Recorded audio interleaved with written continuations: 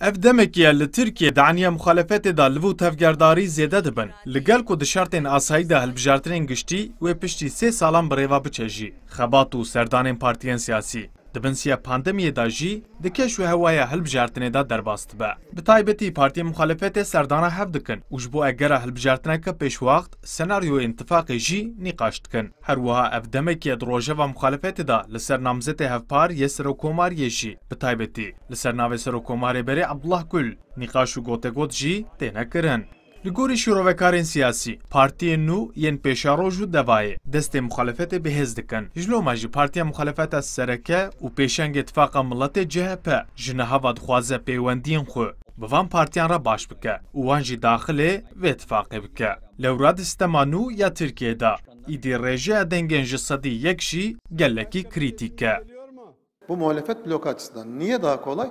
Evdemekî Kılıçdaroğlu ji tifaka milletê wê datir behsa tifaka demokrasiyê dike. O dixwaze hêzên muxalefetê konsolîde bike. Ev yek di hilbijartinên herêmî de hat testkirin û bi ser ket. Ji lûma jî navbera xwe û her du partiyên nû xweş dike. Her wiha ez bawer nakim ku di navbera partiyên tifaka millet û dengderên Kurd û HDP de pirsgirêkek derkeve. Bawerim vê modela hilbijartina herêmî bo muxalefetê bibe mînak.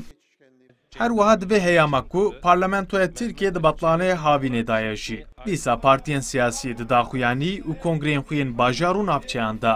بحثا پرسا کردو چاره سریا ویجید کن. لگوری پسپوران ده اگر هلبجارتنه کی دا و دنگین کردان دیار کربه و رول HDP جی گلکی درکوه پیش. جلوماجی پارتین سیاسی خوازم پیامه بدن دنگ دیرین کرد. Yani divê ûkede di mesaj heye. Mesaja awel muhalefet li Kurda û pirsgirêka Kurda ne meseleka stratejîk dirêne. Kurda dêje tamam Kurd hene pirsgirêka wan jî hene ama Kurd di siyaseta Tirkiyeyê faktörek in ne aktörek. Ya di dua jî piştî hilbijartina Belediya İstanbulê muhalefet teva fahm kir hata rayş Kurda nastînin nikarin bloka Cumhur İttifakî bixînin.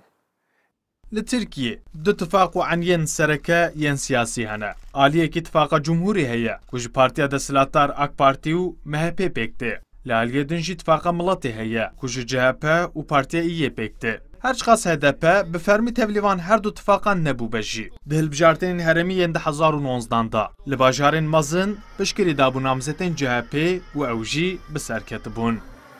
Ömer Sönmez, Kurdistan 24, Ankara.